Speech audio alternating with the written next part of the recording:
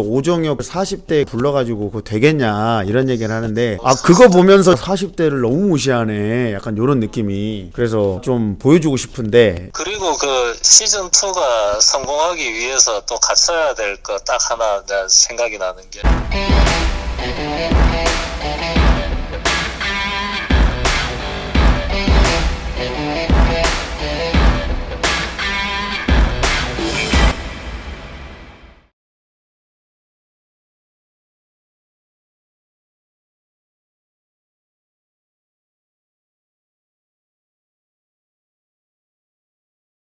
그렇기 때문에 자기 부대의 명예도 걸려있고, 또 굉장히 소수 정예 부대이고 공군 쪽 지원자가 그렇게 많지 않을 것이다 라는 게 내 지론이고, 그 부분을 해소를 하려면은 방송국 측에서 지금부터 섭외를 해야 되겠지.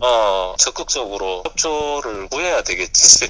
뭐 하지 않을까? 뭐 공군 같은데 막 이렇게 요청해가지고. 그러면은 뭐 충분히 가능성은 있다고 보지. 그리고 우리가 뭐 흔히 특수부대라는 개념이 요즘은 이제 많이 사라졌잖아. 뭐 대통령도 6대 특수부대라 그러고, 뭐 그 외에도 특수한 임무를 수행하는 부대가 많고, 공군에도 육군의 저 SDT처럼 그 헌병병과의 그 SGT 애들이 있고, 그렇기 때문에 굳이 그렇지. 뭐 CCT나 뭐 사트가 아니더라도 그렇지. 뭐 대테러를 수행하는 그런 부대도 있고 하기 때문에 뭐 가능성은 있다고 보지. 육군도 마찬가지로 뭐 육군 수색이나 특공, 정찰, 아니면 우리 또 ABC 코치 1경비단 기동타격대. 기동타격대나 뭐 나오면 재밌을 것 같아. 아유, 자격만 된다면 하겠는데 그 자격이 안 주어질 확률이 크고, 지원 같은 경우는 충분히 해볼 만도 할 것 같고, 이전에 지원 자격 조건이 강철부대 홈페이지, 채널A 홈페이지에 나와 있는 그 부대들만 지원이 가능한 건지, 아니면 자기가 특수한 부대에 나왔다라고 생각을 하면 다 지원이 가능한 건지, 그런 조건을 모르니까 들이대고 보는 거지 뭐, 마음이 있으면. 그거 나는 뭐 얼마든지. 근데 나는 지금 현재 가지고 있는 건 체력밖에 없으니까 뭐 보니까 그게 제일 중요하던데 뭐. 가지고 있는 건 체력. 어떤 사람들이 그래. 아, 나이 좀 맞춰야지 오종혁 40대 불러가지고 그거 되겠냐 이런 얘기를 하는데, 아 그거 보면서 40대를 너무 무시하네 약간 요런 느낌이. 그래서 좀 보여주고 싶은데. 그리고 그 시즌2가 성공하기 위해서 또 갖춰야 될 거 딱 하나 내가 생각이 나는 게, 이게 투명성. 그렇지, 그거야. 예를 들어서 뭐 40kg 군장 행군이다 그러면 40kg 무게를 재야지. 아 그치, 그거 기본이지. 내가 이거 까는 거는 아닌데, 그 SDT의 그 친구가 자기가 80kg를 메고 군장 김민수. 2개를 메고 걸을 수 있었던 이유가 뭐 막 이렇게 뭐 구구절절 이야기를 하던데, 또 우리는 해봤잖아. 내가 장담하는데 그 80kg 메고 그 길을 못 올라가. 잠깐은 걸을 수 있겠지. 저희는 해봤습니다. 저희는 해봤기 때문에 이런 얘기를 드릴 수 있는 겁니다. 그렇지.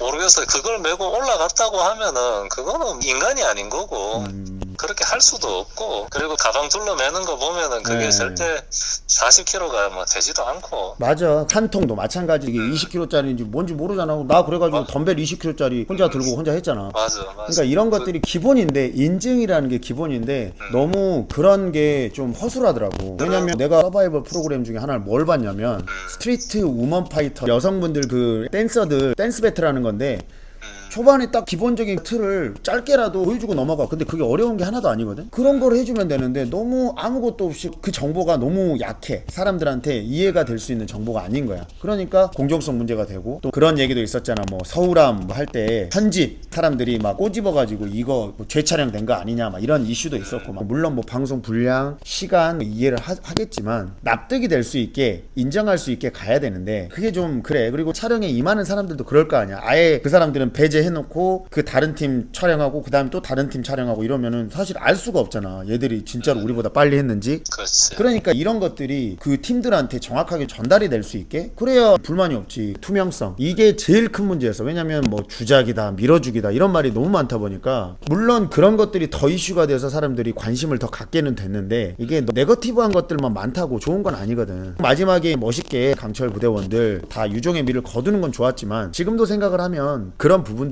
조금 투명하게 공개가 되지 않으면 시즌2에서도 똑같은 이슈는 발생을 할 거라고 생각을 해. 그렇지. 나는 떨어뜨려 놓고 고립무원의 적지에서 임무 수행해라, 팀별로. 무인도 가야지, 무인도.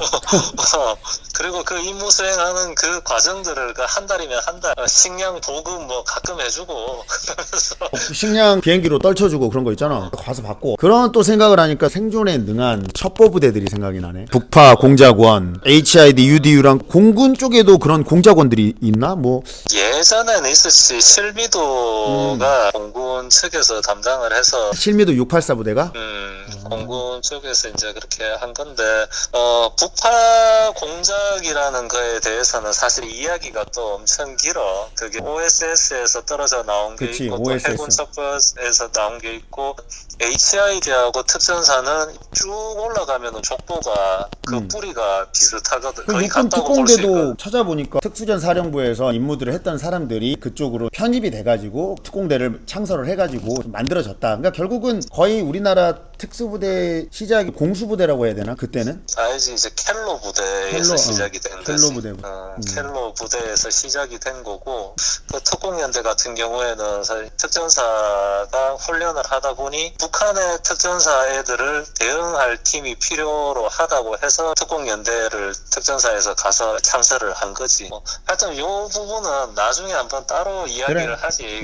이거는 되게 좀 긴 이야기라서. 그런 거는 제목을 우리나라 특수부대의 시작으로 가야 되나? 그렇게 가는 것도 괜찮고, 아니면 공작원들에 대한 그런 내용으로 따로 빼는 것도 괜찮지.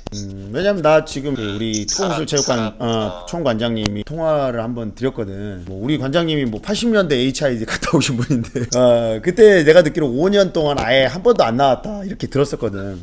그땐 그랬지.